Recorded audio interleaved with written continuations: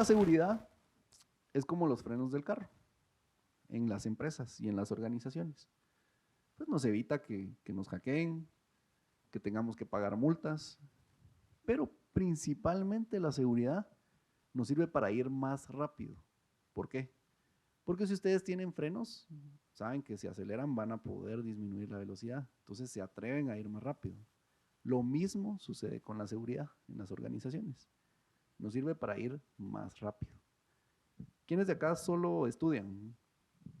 Todos trabajan y estudian. Todos. Excelente. Entonces, ustedes saben que sus organizaciones muchas veces ven la seguridad como un gasto y no como una inversión. ¿Por qué? Porque muchas veces la seguridad se compra por corazón y no por cabeza. Es decir, necesito esto, lo voy a comprar. Necesito esto otro, lo voy a comprar. Y no se hace planificado en base a la estrategia y a las necesidades estratégicas o objetivos de la empresa. Entonces, cuando nosotros trabajamos en una empresa, en el área de tecnología, porque la información no solamente está almacenada en medios digitales, ¿sí?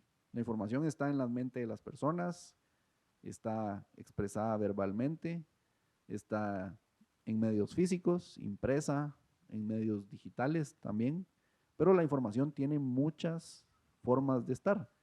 Y la seguridad informática es la que se encarga de la información que está almacenada en medios digitales, ¿sí? Entonces, cuando nosotros hablamos de esto, sí estamos hablando de tecnología, pero no necesariamente cubrimos todo. Y por eso existe la seguridad de la información.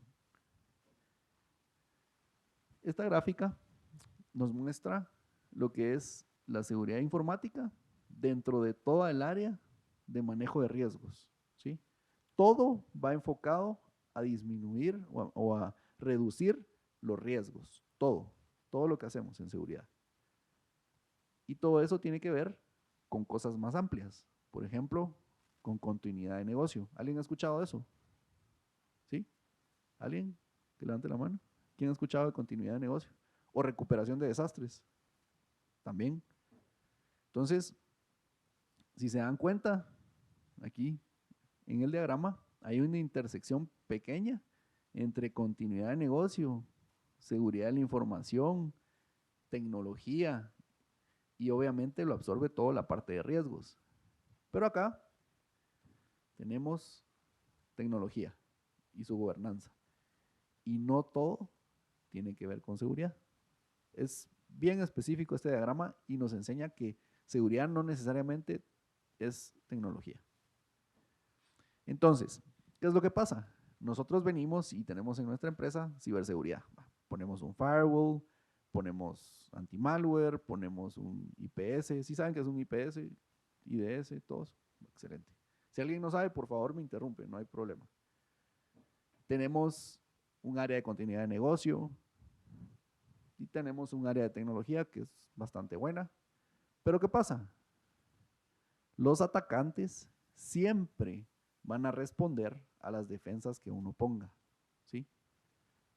Yo puedo poner mi garita de seguridad acá, pero quizás se me olvidó poner paredes. Entonces la gente va a pasar por acá. Y lo mismo pasa con los hackers. Siempre hay una forma nueva de entrar, siempre hay una vulnerabilidad nueva que se puede explotar. ¿Se recuerdan hace algunos años cuando hubo un hacking a la NSA? ¿Sí? Fue hace más o menos 2 años, si no estoy mal. ¿Qué pasó ahí? Hackearon a la NSA y se robaron herramientas que la NSA utilizaba para vulnerar objetivos. Y esas herramientas incluían exploits y se hicieron públicos. ¿Y qué pasó? Salieron los ransomware. ¿Se recuerdan del Eternal Blue? Ese era el exploit. Ese es el que usa casi todos los ransomwares que hay. Sí, saben que es un ransomware. ¿Sí? ¿Alguien que no sepa? Todos. Excelente. Entonces, ¿qué es lo que sucede? Cada vez van saliendo nuevas vulnerabilidades. Ahorita, ¿quién sabe cuál es la última que salió que es grave? Un punto extra ahí de la clase. ¿Quién sabe? ¿No? O por lo menos, ¿qué explota? ¿No? Esa ya es viejita. Sí, ese es meltdown. Ajá. No, no. La última vulnerabilidad que salió explota el protocolo de escritorio remoto de Windows. ¿Sí? ¿Quién de aquí usa escritorio remoto de Windows en su empresa? Levanten la mano sin pena. ¿Quién no lo usa? Uno. Está bien. Entonces, les voy a mostrar un poquito de lo que hay de protocolo remoto.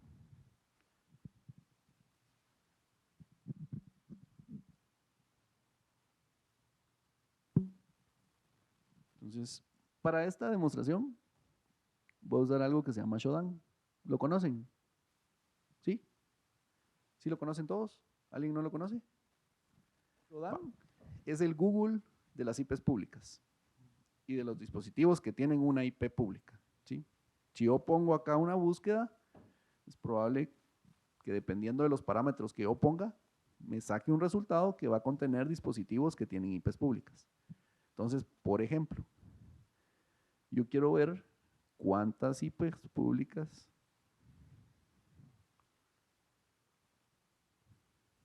hay ahorita en Guatemala o dispositivos con IP pública conectados. Ayer habían como ciento y pico mil. Ahorita subieron un poquito. Ahorita hay 127,000 dispositivos. Entonces, ¿qué estoy viendo acá? ¿Cuántos dispositivos hay con IPs públicas en Guatemala? ¿Ok? Pero lo interesante, o lo que yo quiero ver es cuántos dispositivos podrían haber expuestos a esta vulnerabilidad nueva. ¿Qué puerto utiliza el escritorio remoto? ¿Quién me lo dice? No,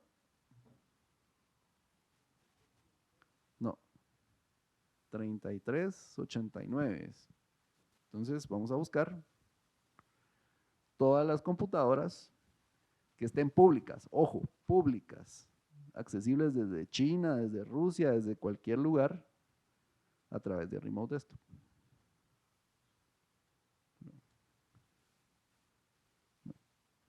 El ransomware, ¿cómo actúa?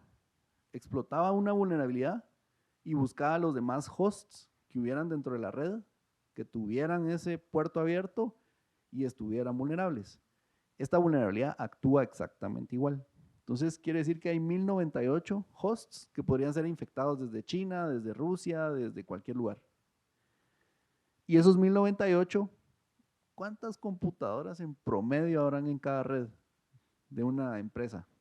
Así en promedio, 50. Digamos un 50, así en promedio. Por 1098 son 60,000 equipos infectados.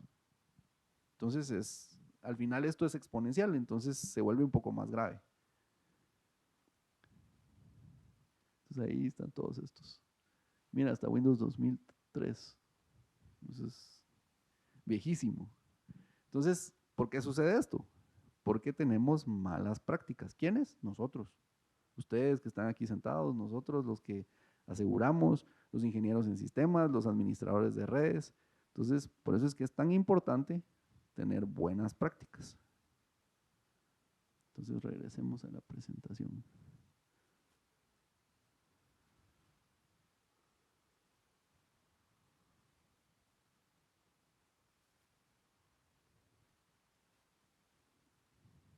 Ok. Ahora, vamos a regresar a Shodan despacito. ¿Qué necesitamos nosotros asegurar para que exista seguridad de la información? Pues es sencillo. Son 3 características. En inglés es CIA. C-I-A. ¿Sí? Confidencialidad, integridad y disponibilidad en español. ¿Quién me dice qué es confidencialidad? Voy a usar el puntero aquí para escoger democráticamente. Vamos a ver. ¿Quién me dice qué es integridad?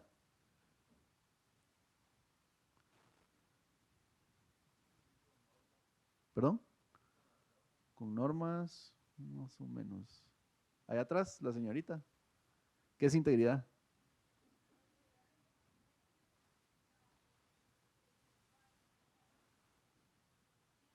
Que esté completa. Ajá. ¿Alguien más? ¿Sí? Mm. Que no esté corrupta, sí, es una característica. Bueno, la integridad o la definición de integridad es que solo aquel que tiene permiso para modificar la información la pueda modificar. Esa es integridad. Y disponibilidad es el más sencillo. ¿Quién me dice que es ese?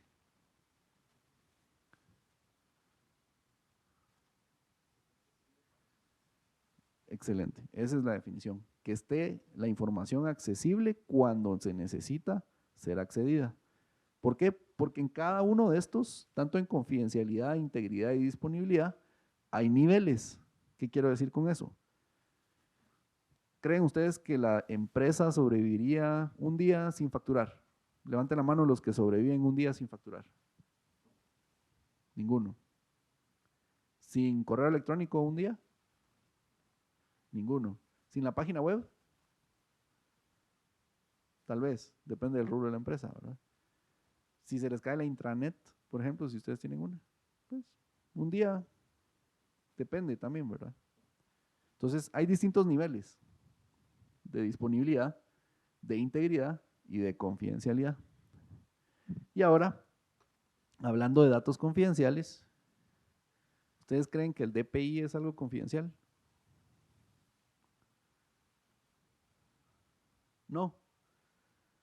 No, no debería ser confidencial.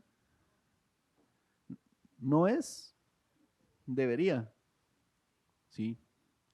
Pues hace unos años alguien trabaja en el RENAP, ¿no? Qué bueno. Hace unos años, pues doy ejemplos de instituciones públicas porque al final es información pública, entonces no estamos haciendo nada malo.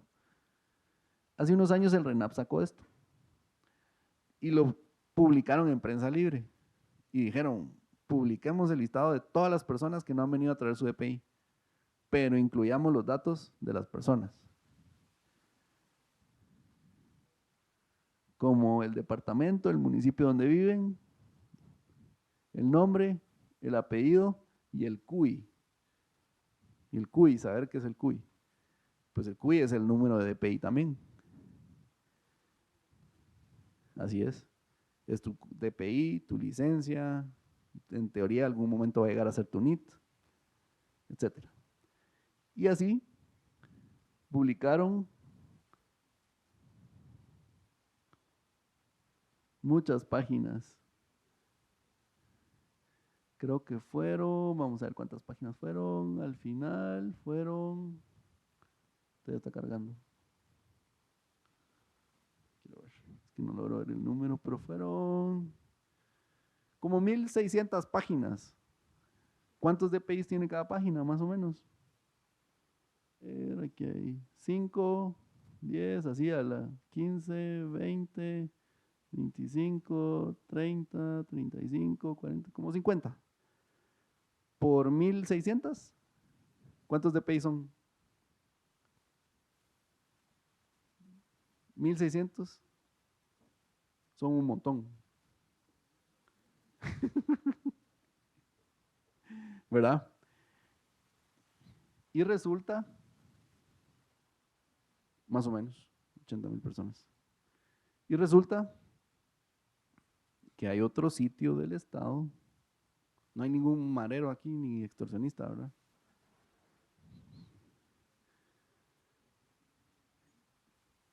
Hay otro sitio del Estado que si yo ingreso mi DPI, me dice qué propiedades tengo y en dónde están ubicadas las propiedades. ¿Eso debería ser confidencial o debería ser público? Confidencial, ¿verdad? Entonces aquí es un criterio mal tomado de la información que se está compartiendo. Entonces, ¿qué pasa si un patojo chispudo extrae todos los DPIs de acá, hace un su script donde él pueda, perdón,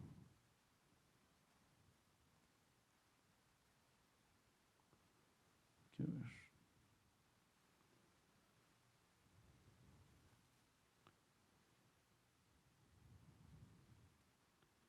meter todos los DPIs en el sitio del DICABI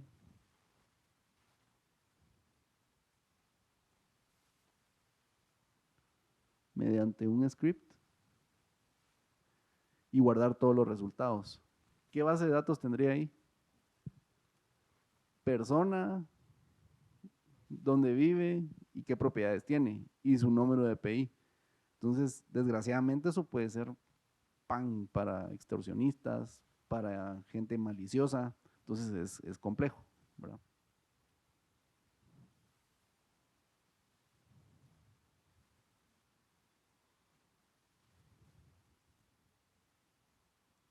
Ok, entonces, regresando a la presentación,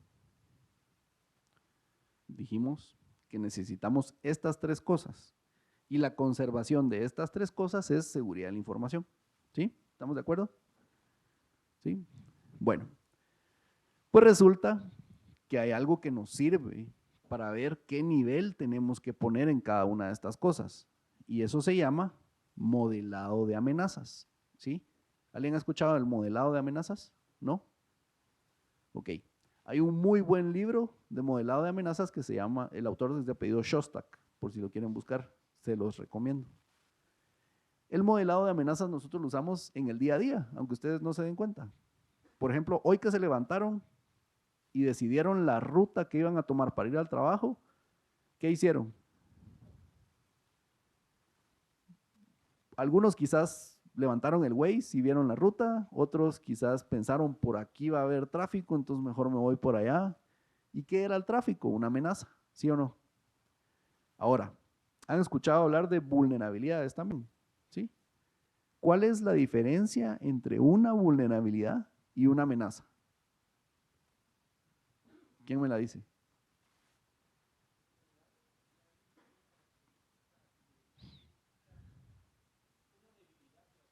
Es una debilidad, así es. Ah, por ahí va la cosa. ¿Alguien que desconocemos? No, no necesariamente. ¿Alguien más? A ver, vamos a poner un ejemplo práctico. ¿Este edificio será vulnerable a incendios? Todos. ¿A un terremoto? Puede ser, ¿sí? Pero hay edificios que les ponen algo especial en los cimientos para que aguanten un poco más de movimiento, ¿sí? Entonces, la vulnerabilidad es algo nuestro, algo intrínseco, algo que nosotros podemos controlar. Y la amenaza es algo externo, es algo que nosotros no podemos controlar, pero que sí existe y que lo debemos conocer. ¿Qué amenazas tiene el edificio? Incendio, terremoto, ataques terroristas, N, ¿verdad? ¿Qué amenazas pueden tener nuestros sistemas y nuestra información? Pues, hackers, fuga de información, gente desmotivada, etcétera, ¿sí? Entonces, con el modelado de amenazas, nosotros lo que buscamos es pensar como los atacantes o pensar qué nos puede pasar. Es como ser un poco paranoico, por así decirlo. Pero lo usamos en el día a día. ¿Cómo? Por ejemplo, ¿qué carro creen que está más seguro? Este, que lo maneja una rubia y es un carro rojo, o este, que lo maneja un adolescente y es un carro verde. ¿Quién vota que este está más seguro? ¿Quién vota que este está más seguro? Nadie. ¿Verdad? Ese es un modelado de amenazas instantáneo, o sea, ya uno ya lo trae. Entonces, la estadística dice que el carro rojo es el que más choca. Esa es una estadística. Pero ustedes saben cuál es el carro que más choca en Estados Unidos, o el de más alto riesgo, mejor dicho. Es un convertible rojo manejado por un latino. Ese es el que tiene. En serio, búsquenlo. A ver. Entonces, eso es el modelado de amenazas. Y nosotros lo hacemos en todo el tiempo. Por ejemplo, hoy más tarde estoy seguro que lo van a hacer. ¿Sí? Van a pedir Uber o no van a tomar o tal vez sí.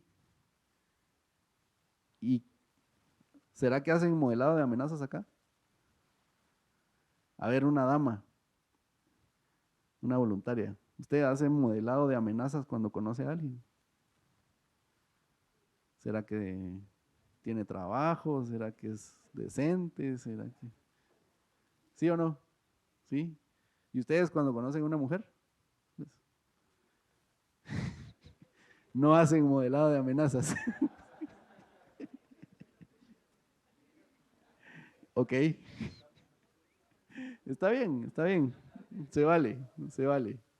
Pero se dan cuenta, eso es, en la vida uno lo hace instantáneo, pero también en el trabajo o en la práctica profesional uno debe hacerlo, porque también existen amenazas grandes.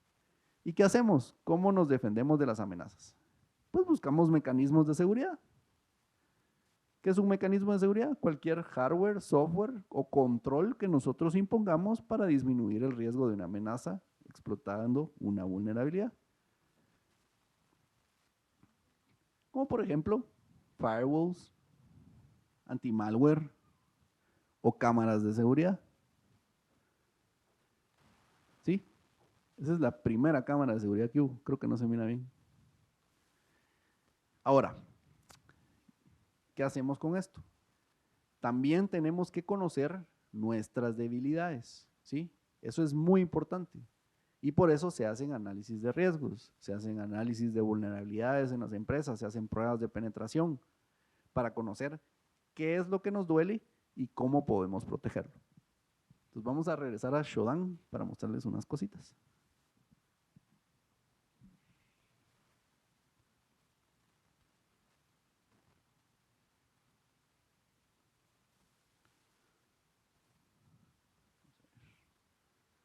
Entonces, como ustedes pueden ver acá, yo puedo poner puertos. Entonces yo ya puse que sea solo las IPs públicas de Guatemala y dependiendo del puerto. Pero hace unos días teníamos un cliente que utiliza unos dispositivos Ubiquiti. ¿Quién usa Ubiquiti en su red wireless? ¿Alguien ha escuchado la marca? ¿Sí? Pues ahorita los Ubiquiti tienen una vulnerabilidad. Entonces, cabal, encontramos que ese dispositivo había sido hackeado y pues tenía un mensaje bastante interesante. Y decidimos ver si había algún pilas que había puesto sus Ubiquiti públicos. Y da la casualidad que encontramos algunos, ¿verdad? Y este era el mensaje que tenía. Dice, hostname, hack router, help, SOS, weak password, ¿verdad? Entonces el hacker lo que hizo fue que buscó todos los Ubiquitis que tenían el password default o un password débil que estaba público y les cambió el nombre al hostname. O sea, es como fue buena gente y les avisó, miren, su password está muy débil, cámbienlo. Pero así, hay un montón. Voy a mostrar. No, estos no, estos no. Tiene que decir específicamente este mensaje. Pero casualmente este lo decía. Pero además de eso, encontramos que este puerto es el que utiliza una bomba de combustible en las gasolineras. Y pues obviamente la curiosidad, decidimos buscar si habían bombas de combustible que estuvieran con IPs públicas conectadas. Y adivinen, si habían. Vamos a ver la primera. ¿Y qué es lo complicado? Ahora, esto está público. Y lo importante es avisarle a estas personas. Ojo, nosotros somos una empresa de seguridad y tenemos permiso para hacer esto y tenemos un código de ética. Por lo tanto, es posible que cualquier ingreso que hagan acá quede registrado. Entonces, tengan cuidado. Decidimos investigar un poco más de esa vulnerabilidad al final y descubrimos lo siguiente. Si yo le hago un telnet a esa IP,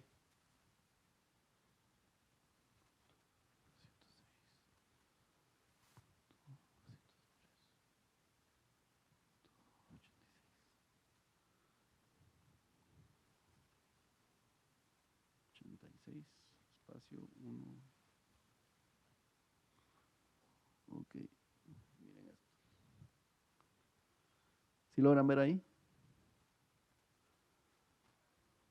¿Sí? ¿Se ve hasta atrás? ¿Sí? Va. Miren esto. Entonces no responde. Y si yo le envío algo,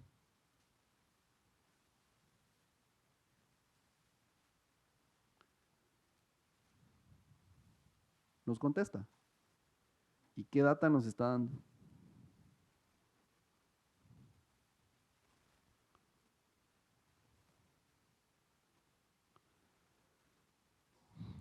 ¿Qué volumen tiene? ¿Qué vacío? ¿Qué altura tiene el combustible? Si hay agua y la temperatura. Me imagino que esto es Fahrenheit, o no sé. No soy experto en gasolina. Pero si fuera centígrados está complicado, creo yo. Entonces, esto es delicado. O sea, eso no debería estar público. ¿Sí o no? ¿Alguien trabaja en Shell? ¿No? Bueno, lástima. Y eso está público. O sea, no utilizamos ninguna técnica de hacking, ninguna cosa complicada para llegar ahí. ¿Y todo por qué? Porque hay administradores de sistemas un poco dejados. ¿Qué otro puerto se les ocurre que es delicado, que no debería de estar público? ¿Alguien por ahí? ¿Cuál? SSH. ¿Cuál es el puerto de SSH? Ok. Bueno, ahí está. ¿Cuántos SSHs hay abiertos? Vamos a ver.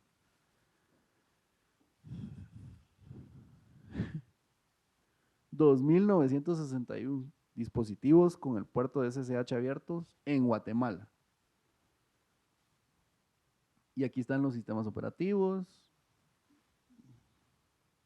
quiénes son, etcétera. Ahora, hay algo bien interesante de Shodan. Shodan es una plataforma que ha ido evolucionando mucho. Hace como 2 años hicimos una investigación utilizando Shodan con el doctor Rodas y pues empezamos a comunicarnos con el que lo creó y pues me volví, no amigo, pero sí conocido.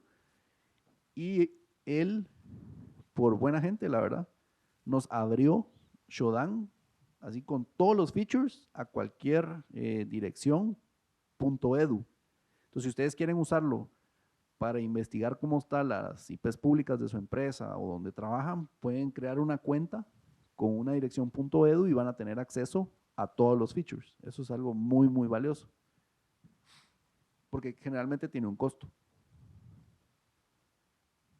Entonces, y la gente también es descuidada. Entonces pone, por ejemplo, impresoras públicas.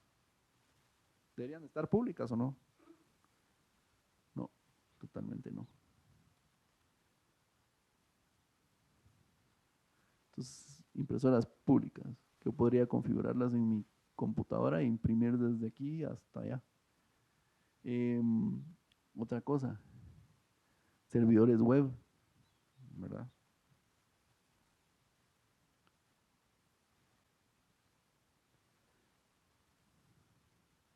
Miren cuántos servidores web hay. Eso sí tienen que estar públicos, pero, perdón, también hay cámaras IP públicas, sí. Entonces, aquí se pueden encontrar.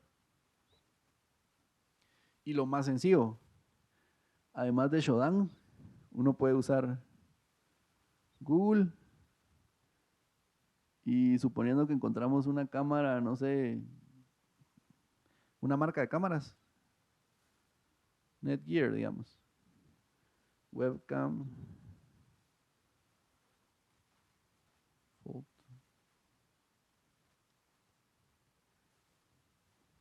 y ahí está el default username, el default password, buscando en el manual de la cámara. Entonces hay muchos dispositivos que están públicos y que todavía tienen las cuentas default. Eso es bien peligroso. Pero regresando al ejemplo de los web servers, yo me puedo meter acá y ver qué vulnerabilidades tiene, además de dónde está ubicado, etcétera, etcétera. pero puedo ver las vulnerabilidades que tiene esto. ¿Sí? Miren, por ejemplo, esta tiene esta vulnerabilidad que es del 2016. Y cada IP pública que yo analice en Shodan, puedo ver esas vulnerabilidades. Entonces es bien, muy poderosa esa herramienta. ¿Sí? Entonces vamos a regresar. Prometo no sacarlos tan tarde. Entonces, hablamos de mecanismos de seguridad. ¿Qué contexto regional y global hay ahorita? O sea, ¿qué es lo que más atacan? ¿Qué es lo que más está sensible? Tenemos datos de una investigación hasta el 2017, o sea, hace 2 años, son relativamente nuevos, de lo siguiente. Estas son las tendencias de los ataques y de los incidentes. Entonces, acá, más o menos, fue cuando hackearon a la NSA y liberaron obviamente un montón de exploits. Entonces los hackers vinieron y jugaron con eso y esto se fue, pero increíble, ¿verdad? Casi que exponencial. Y de ahí volvió a bajar. ¿Por qué? Porque acá generaron un montón de exploits, un montón de programas y software para explotar las vulnerabilidades que usaba la NSA en todos los equipos. Ellos, la NSA tenía aproximadamente desde el 2013 o 2012 de estar explotando equipos de objetivos que ellos tenían utilizando esos frameworks hasta que los hackearon. Entonces, básicamente ellos tuvieron N cantidad de años pudiendo acceder a computadoras de manera remota sin que nadie se diera cuenta. Entonces, es algo impresionante. ¿Y quiénes hacían eso? Pues gente así como ustedes, como nosotros, que se dedica a eso y que sus tesis de doctorado, en vez de ser una tesis de X cosa, era un software que servía para explotar tal vulnerabilidad en tal equipo, ¿verdad? Entonces, al final, esto también es mucha parte de ciencia. Ahora, si vemos acá, esta línea naranja es hacking. Quiere decir que la mayoría de ataques eran a través de hacking o han sido siempre a través de hacking. Esta línea café que vemos acá es malware, ¿sí? Y sigue igual en segundo lugar. Y la línea azul son ataques sociales. ¿Qué quiere decir eso? Ingeniería social. ¿Saben el término? ¿Alguien no lo sabe? ¿Sí? ¿Todos lo saben? Okay. ¿Qué es ingeniería social? ¿Quién me lo dice? El de Marvel. ¿Perdón? Ajá.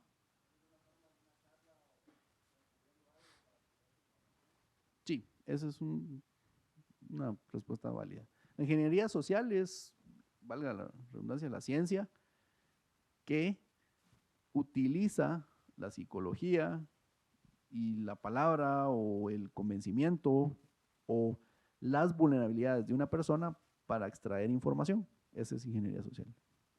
Entonces, en tercer lugar, siempre están esos ataques.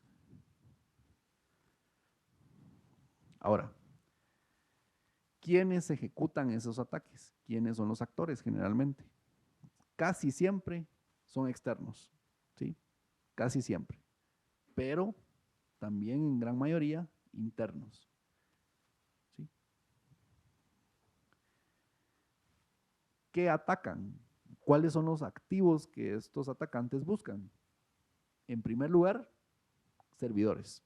Ese es el target número 1. En segundo lugar, están las cuestiones de desarrollo. En tercer lugar, están las personas. ¿Sí? Esos son el top 3. ¿Y qué atributo se ve violentado? En primer lugar, la confidencialidad. En segundo lugar, la integridad. Y en tercer lugar, la disponibilidad. Ustedes han escuchado los ataques de Anonymous, ¿verdad? De distribución, de ataques de denegación de servicio distribuido, volumétricos, etc. Entonces, esos caen acá, en el tercer lugar. Realmente no son tan violentos o mejor dicho, no son tan trascendentes como lo son los ataques que van contra la confidencialidad de la información, ¿sí? ¿Ustedes han buscado en Wikileaks? ¿No? Bueno, Wikileaks es una página donde hackers y activistas y todo, pues suben noticias. ¿Ustedes saben de qué murió Steve Jobs? ¿Alguien sabe? ¿No? No. Steve Jobs murió de SIDA. Y eso no se reveló hasta hace 2, 3 meses que capturaron al fundador de Wikileaks, a Julian Assange, en Inglaterra.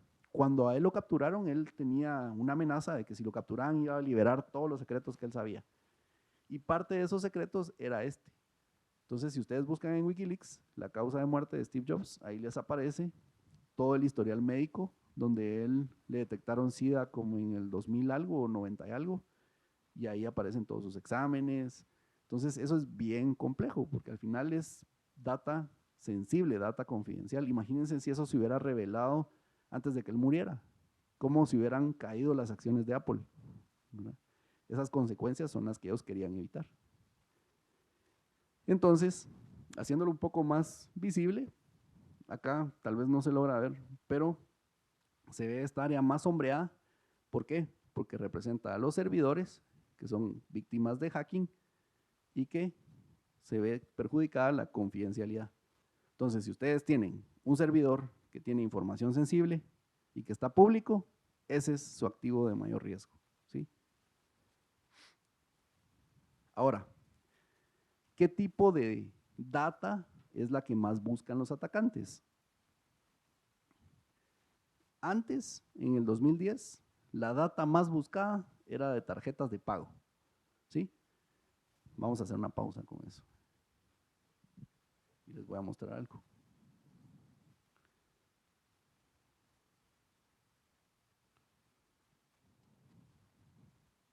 ¿Alguien ha usado Pastebin? ¿No?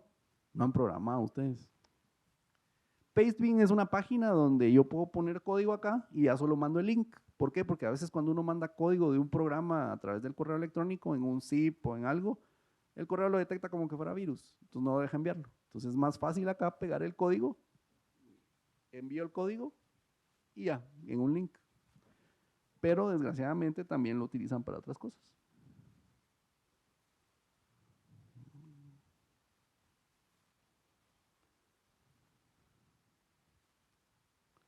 Esto no es para tener Netflix gratis hoy.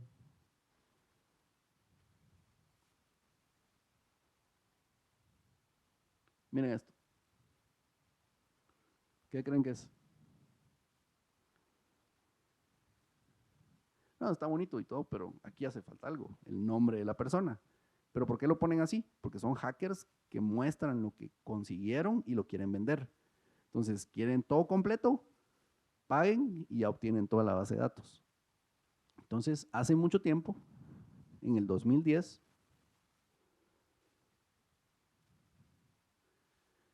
lo más buscado era la data de tarjetas, ¿sí? Pero al mismo tiempo surgió un estándar de seguridad de tarjetas que se llama PCI DSS, un poquito más antes. Pero al aplicar ese estándar en las empresas que manejaban datos de tarjeta de pago, se disminuyó bastante. Y el estándar se ha ido volviendo más estricto. Entonces, la seguridad de las empresas que manejan datos de tarjetas de pago cada vez es más estricta. Por lo tanto, se vuelve menos atractivo para los atacantes porque es más difícil, ¿sí? Y aquí se ve. Así que los números no mienten. ¿Y qué se ha vuelto más popular o más deseado? Pues si nos vamos al 2017, lo más buscado era la data personal. ¿Por qué? Porque ha habido una explosión de redes sociales, ¿sí o no? Del 2010 al 2017, las redes sociales hicieron boom, ¿sí? ¿Quién tenía Facebook en el 2010? Levanten la mano. ¿Quién tiene Facebook ahorita? Creo que casi todos, ¿sí? Entonces, Y eso se ve acá también, cómo ha ido aumentando y cómo ahora la data personal es más fácil obtenerla. Entonces los hackers obviamente van por lo más fácil. Yo tuve un auxiliar acá que se llamaba Rudolf, no sé si se acuerda de Rudolf. Rudolf decía que los programadores deberíamos de ser haraganes, o el mejor programador era el haragán. ¿Por qué? Porque buscábamos siempre el camino más fácil para llegar al resultado. Los hackers son iguales, son haraganes.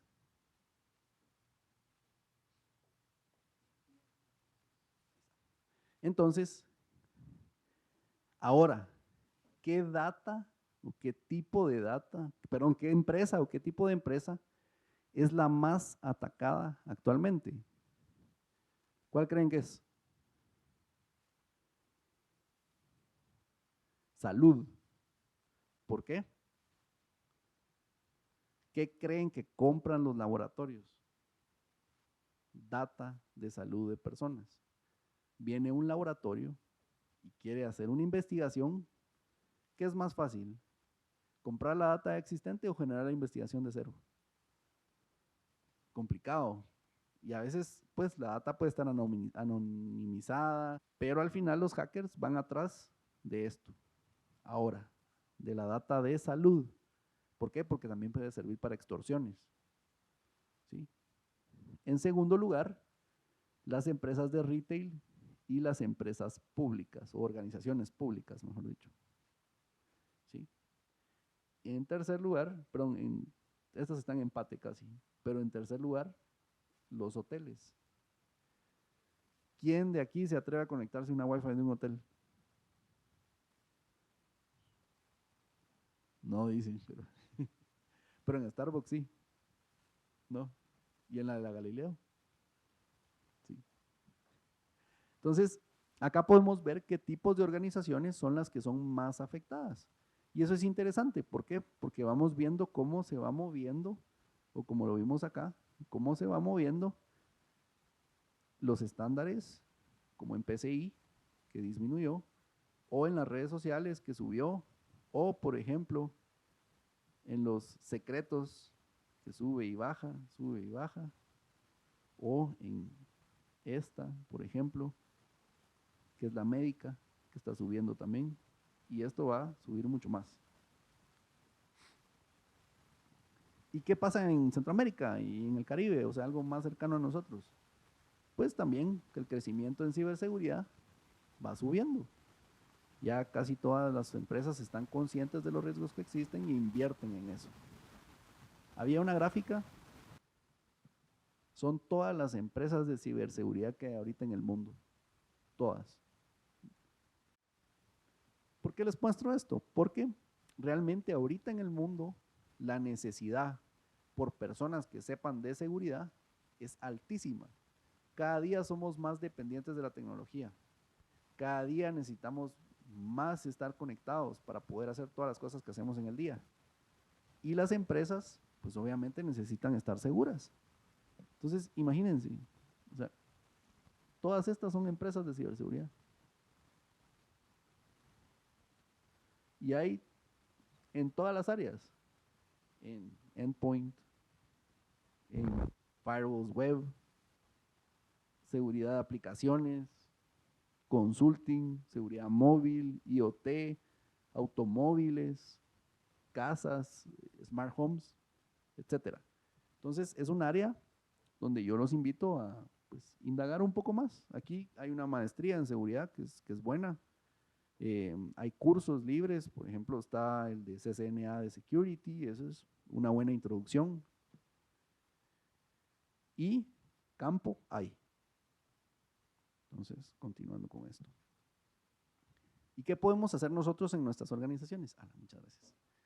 ¿Qué podemos hacer en las organizaciones en las que estamos para incrementar un poco la seguridad, si es que no hay? Yo lo que más recomiendo es el NIST Cyber Security Framework, que nos da 5 cosas básicas que debemos cumplir, o las 5 cosas básicas que deberíamos de poder hacer. La primera es identificar. ¿Identificar qué? Nuestros activos valiosos, ¿sí? ¿Qué es importante para la empresa? ¿Qué es importante para la organización? ¿Qué es importante para nosotros? Segundo, proteger esos activos.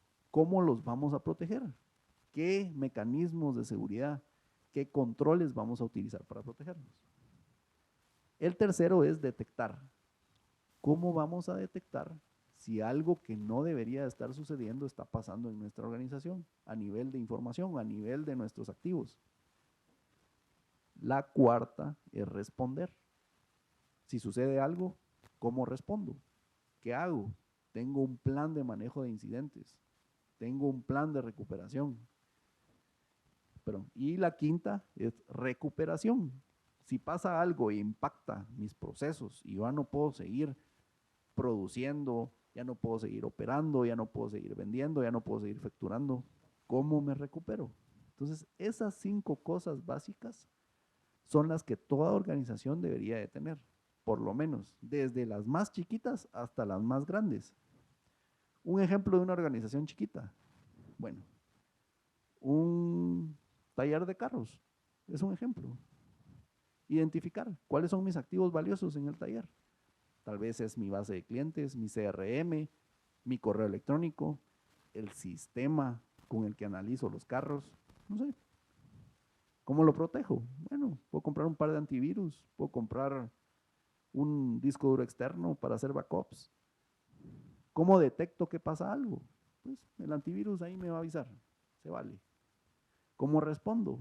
¿Qué pasa si se me arruina la computadora? Tengo otra igual, tengo un backup. ¿Y cómo me recupero? ¿Verdad? Bueno, un plancito. Voy a instalar el software en esta computadora, voy a hacer esto, voy a hacer lo otro. Entonces, esto es lo último y les recomiendo que investiguen un poco más porque es bien, bien interesante. Nosotros lo aplicamos en muchas empresas, desde chiquititas hasta grandotas, y en todas se puede aplicar estas 5 cosas. Entonces, no sé si tienen alguna duda hasta el momento. ¿No? Bueno, entonces, para mí ha sido un gusto estar acá con ustedes hoy. Creo que nos tardamos 1 hora exacta. ¿Sí? Entonces, ha sido un gusto estar con ustedes hoy. Igual, cualquier duda que ustedes tengan, pues estoy a la orden, me pueden contactar. El correo no los puse, pero me pueden contactar a través de Melvin García o a través del licenciado. Y con mucho gusto, pues les puedo aclarar sus dudas. No sé si tienen alguna duda ahorita, ¿alguien? ¿No? Bueno, entonces muchas gracias y que tengan buena noche.